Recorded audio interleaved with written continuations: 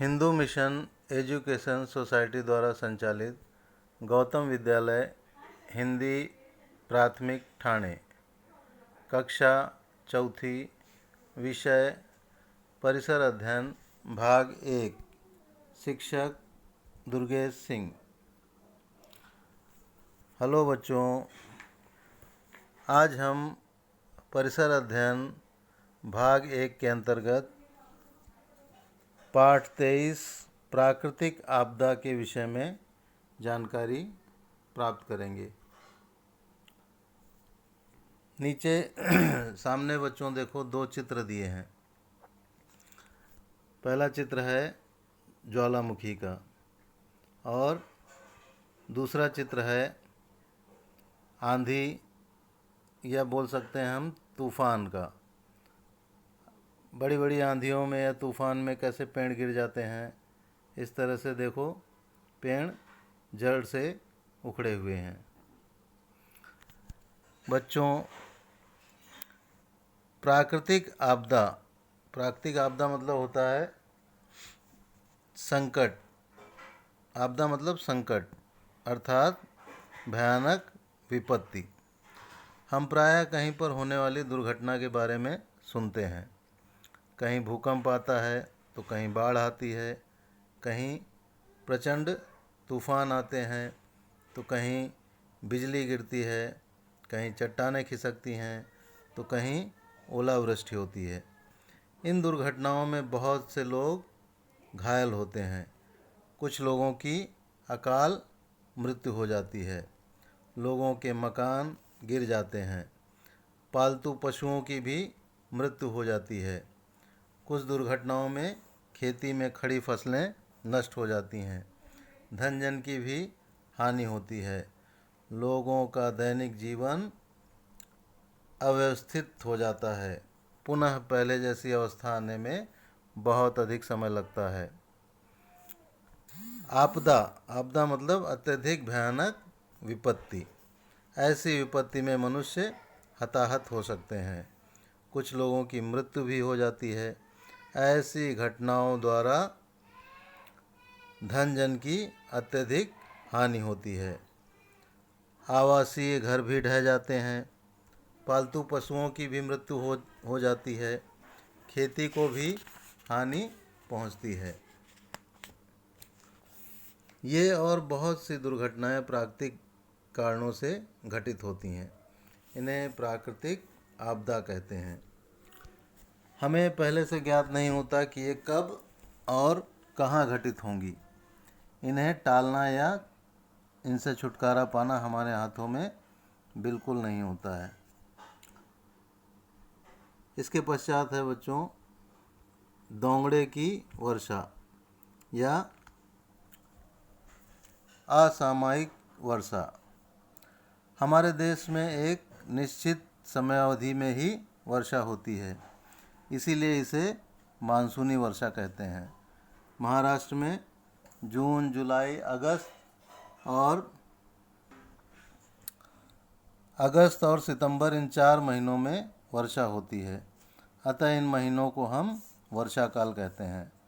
महाराष्ट्र में वर्षा प्रारंभ होने से पहले ही कुछ स्थानों पर किसी दिन अचानक घने बादल छा जाते हैं, बिजली चमकती है, बादलों की गड़गड़ाहट होने लगती है, थोड़े समय जोरदार वर्षा होती है। इसे हम गर्मी वाली वर्षा अथवा दोंगड़े की वर्षा कहते हैं। परंतु मानसूनी वर्षा और दोंगड़े के अतिरिक्त हमारे यहाँ कभी कभी सर्दी तथा गर्मी की ऋतुओं में भी वर्षा होती है। मानसूनी वर्षा के निश्चित समय के अतिरिक्त अन्य समय में होने वाली ऐसी वर्षा को असामयिक अथवा बेमौसमी वर्षा कहते हैं। असामयिक वर्षा अनजाने में और अचानक शुरू होती है। इस वर्षा से लोगों में भगदड़ मचती है और दुर्गति होती है। लोग बिना छतरी, रेनकोट के ही बाहर निकले होते हैं। ऐसे समय यदि वर्षा होने लगे तब जिसे जहाँ शरण मिले वहीं रुक जाना चाहिए। नहीं तो उन्हें भीगते हुए घर जाना पड़ता है। परंतु असामयिक वर्षा होने से और भी कई हानियां होती हैं। कहीं कहीं लोग शीतकाल की फसलें भी बोते हैं। यदि इस समय बीच बीच में हल्की फुल्की वर्षा हो तो फसलों को लाभ ही होता है।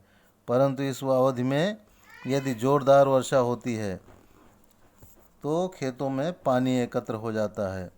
सर्दी की फसलों के सड़ने का खतरा निर्मित हो जाता है। कभी कभी असामयिक वर्षा के साथ साथ ओले भी गिरते हैं। उनसे लगने वाली मार से मनुष्य ही नहीं, पशु पक्षी भी घायल हो जाते हैं। मकानों की खपरेल कौले फूट जाते हैं। ओलों के कारण खड़ी फसलों और फलों के बागों की भी हानि होती है। यदि इस समय आमों में बौर आए हों, टिकोरे आए हों तो उनका कुछ भाग नष्ट हो जाता है अथवा सड़ जाता है। इसके पश्चात है बाढ़। वर्षा काल में कभी कभी 3-4 दिनों तक लगातार वर्षा होने के कारण नदियों के पानी का स्तर बढ़ जाता है। इसे ही हम नदी में बाढ़ आना कहते हैं। यदि वर्षा का प्रकोप बंद न हो तो प्रायः बस्तियों में भी पानी घुस जाता है। ये देखिए बच्चों, बाढ़ का ये चित्र है। बाढ़ के कारण नदी के तट के समीप बने मिट्टी के मकान ढह जाते हैं। बच्चे, पशु तथा मनुष्य के डूबकर मरने की संभावना रहती है।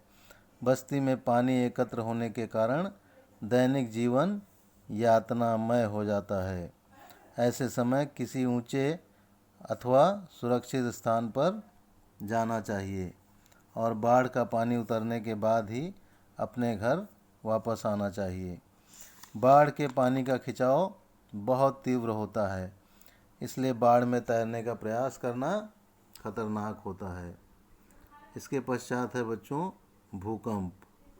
ये देखिए भूकंप का चित्र है। भूकंप में देखिए मकान,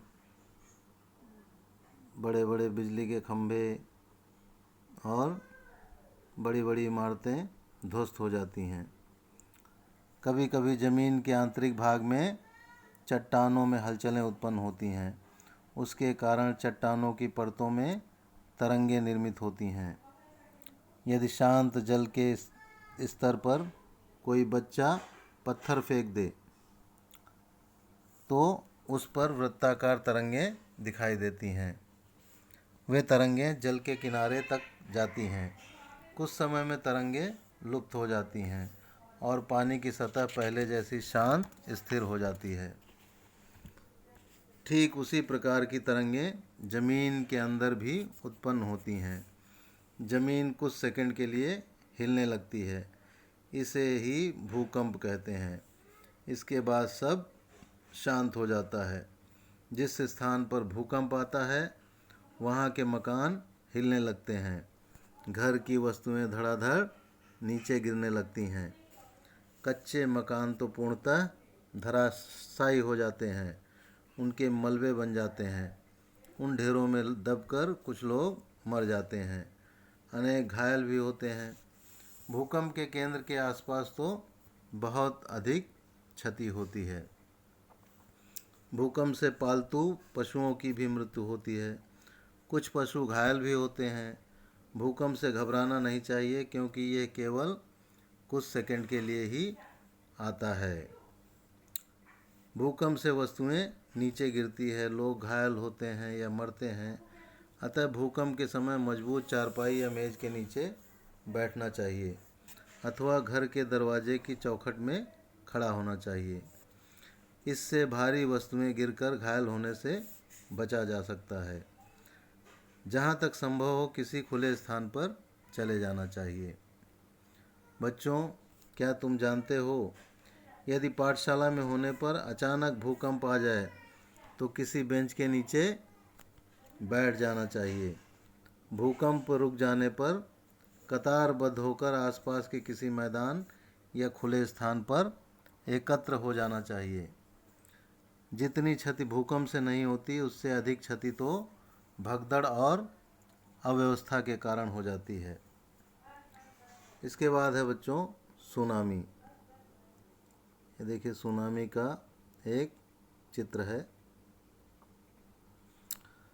यदि भूकंप का उद्गम सागर में होता है तब भूकंप द्वारा सागर में अत्यंत बड़ी और ऊंची लहरें निर्मित होती हैं। एक एक लहर 3-4 मंजिले वाली इमारतों की ऊंचाई के बराबर होती है। ये लहरें प्रचंड वेग से समुद्र तट तक आकर उनसे टकराती हैं। इन्हीं लहरों को सुनामी कहते हैं। यदि सागर के तट के आसपास मानवीय बस्तियां हों और वहां सुनामी आ जाए तो बहुत बड़े पैमाने में लोग हताहत होते हैं।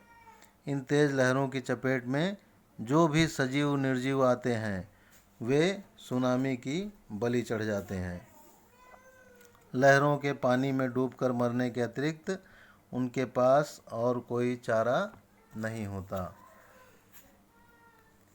सुनामी का झटका इतना प्रबल होता है कि किनारों पर खड़े वाहन अंदर बैठे हुए यात्रियों सहित बहुत दूर फेंक दिए जाते हैं। वाहनों की भयंकर टूट फूट होती है। अंदर बैठे लोग मरते हैं अथवा गंभीर रूप से घायल होते हैं। वास्तव में सुनामी के आघात से समुद्र के तट पर जो कुछ भी होता है सब का सब पूर्णतः नष्ट हो जाता है। बच्चों, क्या तुम जानते हो बड़े शहरों और प्रत्येक ज़िले में यह पहले से निर्धारित होता है कि किसी प्राकृतिक आपदा के अचानक आने पर जीवन को सरल ढंग से चलाने के लिए क्या करना चाहिए। उसके लिए विशेष ढंग से प्रशिक्षित सेवक वर्ग होता है। आवश्यकता होने पर सेना के जवानों की भी सहायता ली जाती है। तो बच्चों, इस पाठ में हमने क्या सीखा? पहला पॉइंट है वर्षा काल के अतिरिक्त अन्य समय पर होने वाली वर्षा को असामयिक वर्षा कहते हैं। असामयिक वर्षा के कारण सर्वत्र भगदड़ मच जाती है। खेतों में पानी एकत्र होने से फसलें बर्बाद होती हैं, सड़ जाती हैं। ऐसी वर्षा के समय ओले गिरने से जन धन की अत्यधिक हानि होती है। ओलावृष्टि से मनुष्य, पालतू पशु, पक्षी, खड़ी फसलें और आम की फसल को क्षति पहुंचती है। दूसरा पॉइंट है वर्षा काल में आवश्यकता से अधिक वर्षा होने पर नदियों के जल का स्तर बढ़ जाने से बाढ़ आती है। बाढ़ का पानी बस्तियों तथा खड़ी फसल वाले खेतों में घुस जाता है।